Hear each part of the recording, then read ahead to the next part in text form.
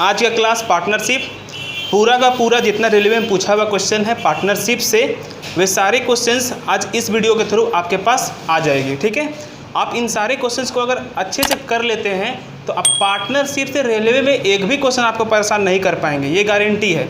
तो ये जो क्वेश्चंस है टोटल 26-27 क्वेश्चंस मैं आपके लिए कलेक्ट करके लाया हूँ रेलवे एग्ज़ाम से पूछे जो प्रीवियस ईयर है वहाँ से, और यही पैटर्न पे आपको आगे देखने मिलेंगे अगर इस चैप्टर से आते हैं क्वेश्चन तो इसको हम 2 वीडियो में आपको कंप्लीट कर देंगे। ठीक है, ताकि वीडियो बड़ा ना हो। तो अभी हम स्टार्ट करते हैं आज का क्लास पार्टनरशिप। देखिए पहला क्वेश्चन क्या बोल रहा है, बोलता है ए और बी के पास कुल 2300 रुपया है। यदि ए की राशि का 2/5 भाग बी की राशि के 8/26 भाग के बराबर है तो बी के पास कितना पैसा है। एक बात बता देते हैं, कभी भी पार्टनरशिप में अगर आप बना रहे हैं सवाल को तो पार्टनरशिप में होता क्या है, वो लाभ को बांटता है। तो लाभ जो वो कैसे बढ़ता है उसका थोड़ा सा आइडिया ले लीजिए आप जल्दी से।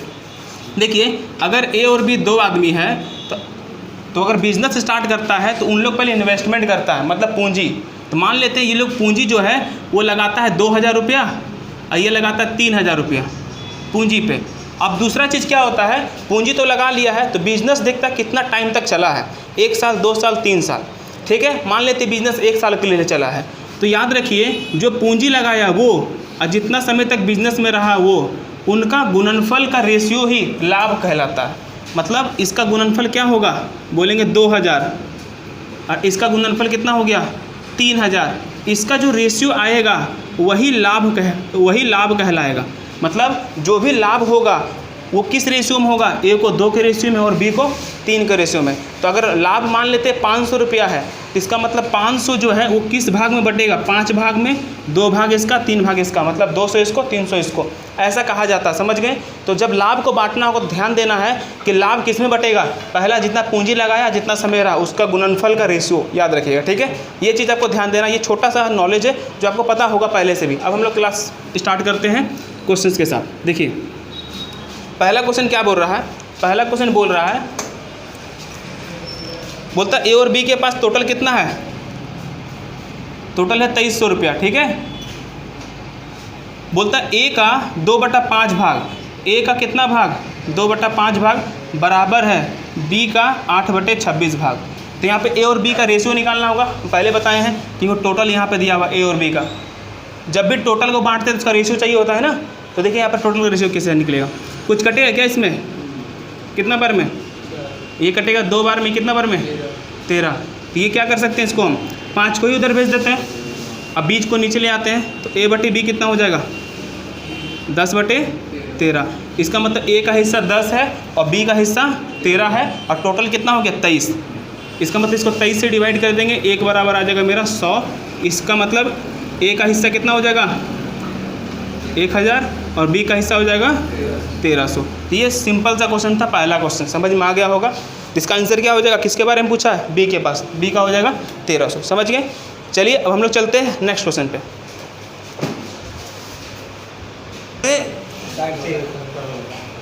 देखिए एक निश्चित धनराशि को ABC के बीच विभाजित किया जाता है। ठीक है, 3 लोगों के बीच बांट रहा, समझ में आ रहा है, हाँ ना बोलते रहिए।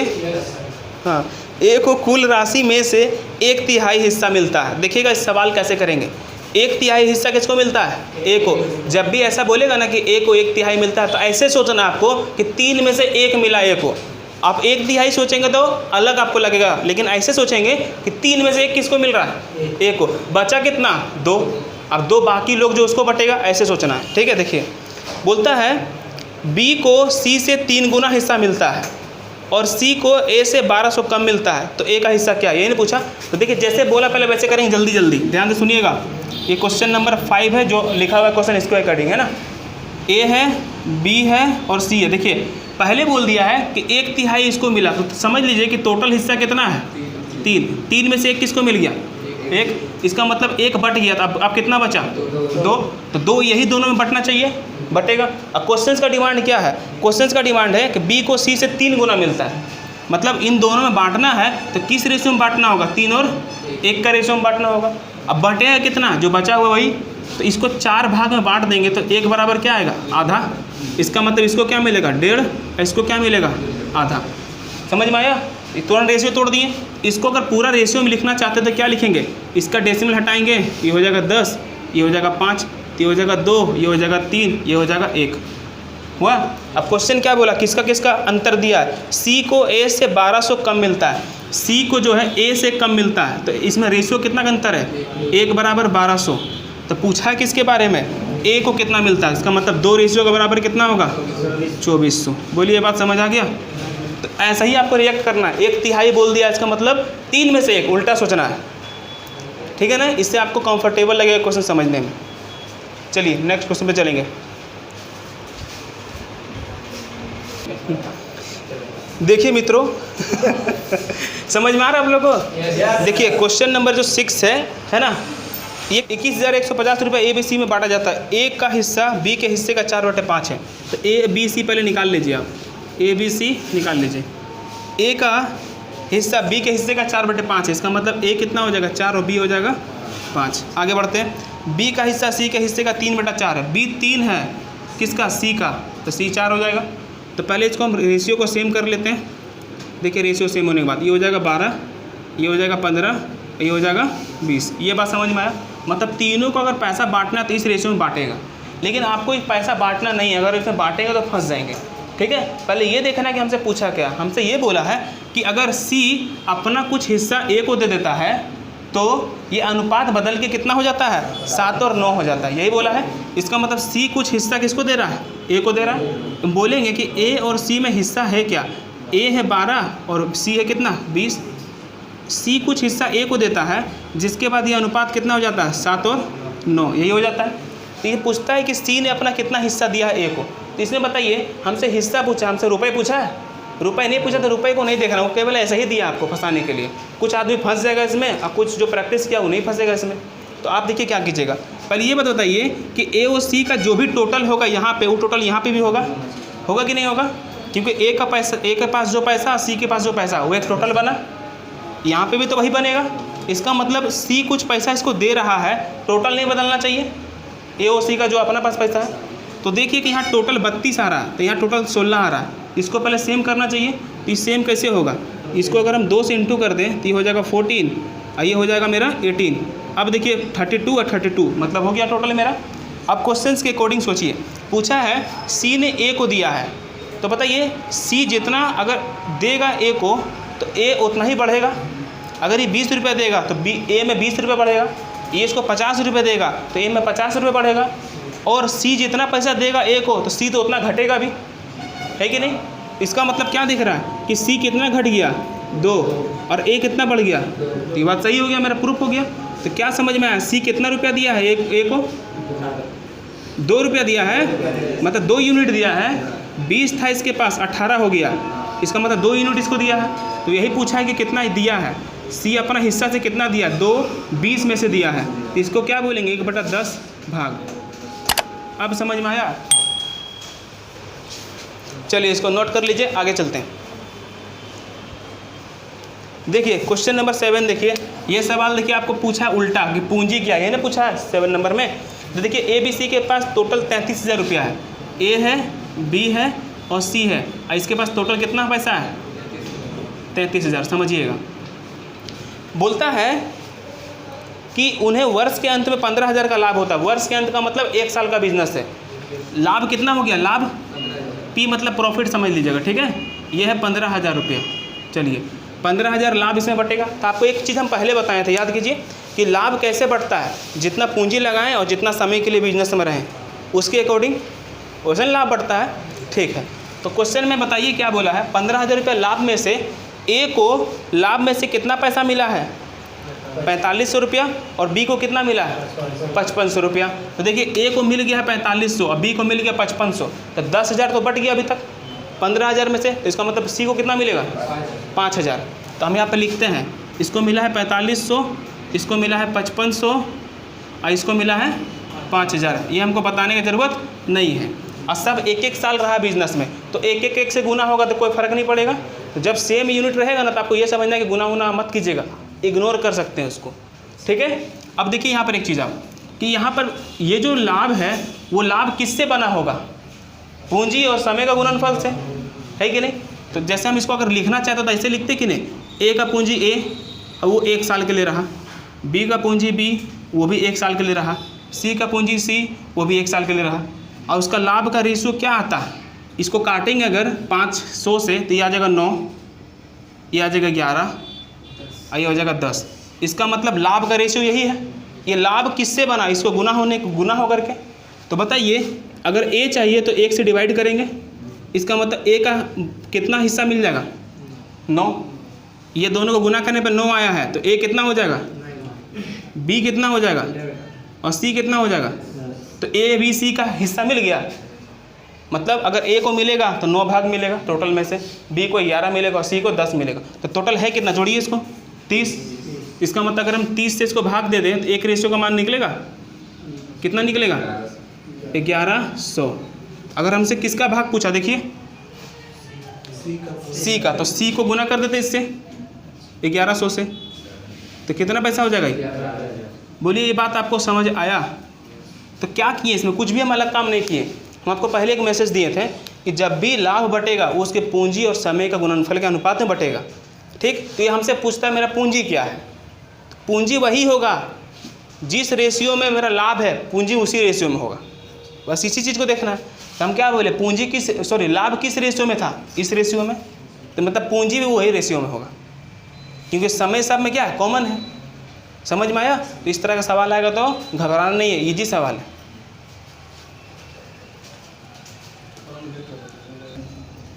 देखिए 9 नंबर क्या बोलता है, श्वेता और हरीश से, एस से श्वेता एस से हरीश, ठीक है, ने 28,000 रुपये की आय पर एक परियोजना शुरू किया। टोटल कितना है, 28,000 रुपया। इस पे एक बिजनेस शुरू किया। इस परियोजना में श्वेता ने 20 दिन और हरीश ने 30 दिन काम किया। ये 20 दिन काम कर रहा है और ये 30 दिन काम कर रहा है। आगे देखिए, बोलता है उनका दैनिक मजदूरी कितना, 5 और 6। दैनिक मजदूरी का मतलब स्ट्रेंथ हो गया उसका, मतलब वो एक दिन में इतना काम कर पा रहा है, उसको उतना ही पैसा मिलेगा। पैसा किस चीज़ पे मिलता है, उसके क्षमता पे। हम जितना काम, अगर हम 2 चेयर बनाएंगे और कोई 3 चेयर बनाएगा, क्या दोनों को सेम पैसा मिलेगा, नहीं, हमको 2 का मिलेगा, उसको 3 का मिलेगा।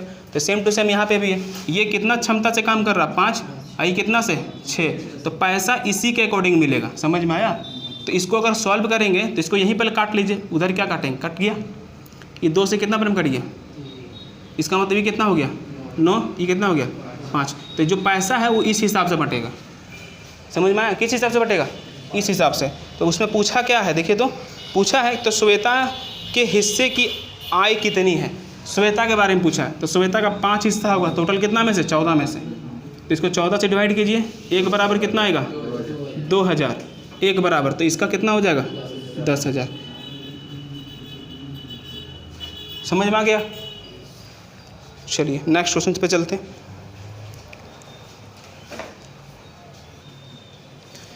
देखिए 13 नंबर बोलता है, श्री ए 28,000 का निवेश कर व्यापार शुरू करता है और श्री बी जो है इस व्यापार में 5 महीने बाद शामिल होता है। कितना महीना बाद, तो इसको ऐसे लिख लीजिए, ए है जो वो और बी है।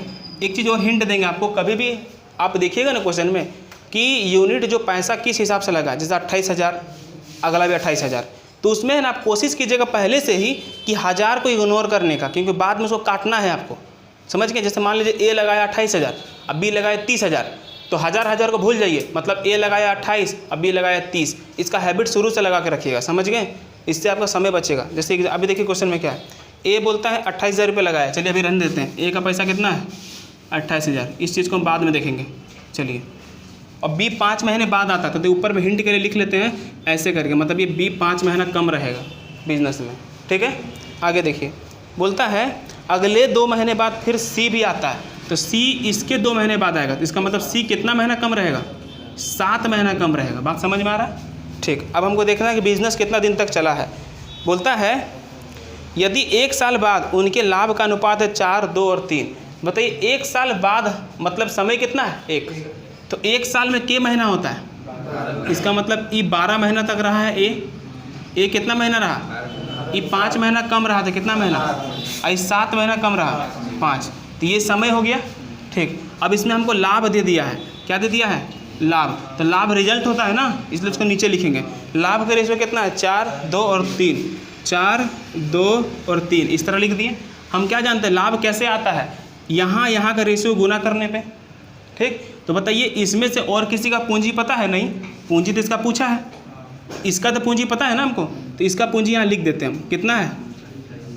28,000। मतलब ये 28,000 12 महीना रहा तो इसको लाभ इतना मिला। इसका वाला लाभ हमको नहीं पता, एक्स रख लेते हैं। इसका वाला पूंजी नहीं पता और इसका वाला भी पूंजी नहीं पता, ऐसे लिख सकते हैं। तो ये इसी तरीके से ना बना होगा, जिस तरह से 4 बना है उसी तरह से 2 बना होगा, उसी तरह से 3 बना होगा। तो कोशिश कीजिए कि कैसे भी करके एक रेशियो का मान निकालने का। जैसे हम इस 4 को काटेंगे एक बार में तो ये कट जाएगा 3 बार में, ठीक। इसका मतलब एक रेशियो का मान कितना हो गया? 28 दिया 84,000। तो 2 रेशियो का मान कितना होगा? 2 गुना 84,000 आया। तो हमको पता करना है कि एक्स को पता करना है, तो एक्स को पता करना है तो इस 7 से काटना होगा कि नहीं? इस 7 से क्या बार में कटेगा? 12 बार में। इसका मतलब 12,000। तो 12 दूनी 24, तो एक्स का मान क्या हो जाएगा? ये बात समझ आया? ठीक। अब बताइए एक रेशियो का मान यहाँ कितना है? अभी देखे थे ना 84,000। तो ये 3 रेशियो का मान निकालना है, तो इसको 3 गुना क्या लिखेंगे? इसका मतलब टोटल इसका ये आएगा गुना करने पे। तो अगर इसका भी y निकालना तो 5 को हटाना पड़ेगा, तो 5 से के बार में लगेगा? ये 5 है कम 5 बचेगा 3, 5 6 30, 5 8 40। इसको 3 से गुना करेंगे तो कौन निकल जाएगा? y निकल जाएगा। आए समझ में? तो पूरा बनाने से पहले देख लीजिए कि b कितना होगा? 24,000। b कितना होगा? ऑप्शन में देखिए तो 24,000 है कहीं पे, उसके बाद होगा तो इसको गुना कर लेंगे। 24,000 है और कहीं 24,000 है कि एक ही जगह पे? हाँ, तो निकल लीजिए, छोड़ दीजिए, हो गया काम। अब बाकी निकालना है तो इसको निकाल लीजिए, गुना कीजिए इसको। 16 3 48,000 और 800 गुना 3 2400, 48,000 और 2400 50,004। ये क्वेश्चन समझ में आए? बढ़िया क्वेश्चन है, ऐसा मत सोचेगा कि निकल जाइए तुरंत। इसमें क्या है, क्यों अच्छा क्वेश्चन है? क्योंकि इसमें पूंजी पूछा है। तो दिख रहा है ना कैसे बनाए सवाल को। इसमें एक जन का इन्फॉर्मेशन था, बाकी पूछा था। तो हमको तो पता है कि लाभ किस पे बढ़ता है? उसका पूंजी और समय के अनुसार। तो हम इस हिसाब से इसको सेट कर लिए। तो आपको इसी तरह से बनाना है। आए समझ में? देखिए नेक्स्ट क्वेश्चन जो है, नेक्स्ट क्वेश्चन आप खुद कर लीजिएगा क्योंकि ये इजी क्वेश्चन है कि नहीं? ऐसे तो क्वेश्चन सब इजी है, लेकिन आप खुद कीजिएगा फिर भी इसको। क्या बोला है कि सुखदेव और बलदेव के दादा ने 2150 रुपया उनके बीच 20 और 23 के अनुपात में बांटा। बोलता है उन दोनों में से प्रत्येक ने अपने हिस्से में से 100 रुपया दान कर दिया, तो उनकी संबंधित राशियों का नया अनुपात क्या होगा? तो 20 और 23 43 से भाग देंगे टोटल को, एक रेशियो का मान निकलेगा, 20 और 23 का मान निकाल लेंगे। जो भी पैसा आएगा उसमें से 100 रुपये दोनों में घटा लेंगे और फिर उसका अनुपात में बदल देंगे। तो ये सवाल बन जाएगा। तो इस सवाल को छोड़ देते हैं। अब हम लोग चलते हैं इसके बाद वाले सवाल पे। देखिए इसके बाद वाला सवाल 16 नंबर को देखिए, क्वेश्चन नंबर 16 है। बोलता है 5 वर्ष पहले एक कंपनी को उसकी पूंजीगत निवेश का 60% नुकसान हो गया। मतलब जितना पैसा लगाया था उसमें से 60% क्या हो गया? तो मान लेते वो कितना पैसा लगाया था? 100%। उसका 60% नुकसान हो चुका है, माइनस रख दिए। तो उसके पास अभी शेष कितना बचा होगा? 40% शेष बचा होगा पूंजी कि ख़त्म हो गया? बचा, शेष 40% बचा होगा अभी उसके पास।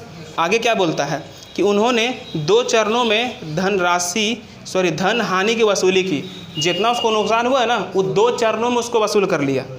ठीक है, इसका मतलब जब बोलेगा 2 चरणों में वसूल कर लिया, इसका मतलब हम अपना बैलेंस में आ गए, मेरा जितना पूंजी था उतना बना लिए। इसका मीनिंग यही नहीं कहना चाहता है। इसका मतलब हम वापस 100% में आ गए होंगे। ठीक, और वो कैसे आए देखिए, बता रहा है। बोल रहा है कि पहला चरण में कितना 1 लाख रुपया और दूसरे चरण में 80,000 रुपये प्राप्त किए। इसका मतलब हम 2 चरण में टोटल कितना पैसा प्राप्त किए? 1,80,000। इसका मतलब 1,80,000 प्राप्त किए। कितना? 1,80,000 हम प्राप्त किए, तो हम अपना पूंजी प्राप्त कर लिए। क्यों? हम अपना हानि को कवर कर लिए, यही ना मतलब है। तो इन दोनों का जो टोटल होगा वो कितना होगा? 100%, क्योंकि मेरा पूंजी आ गया।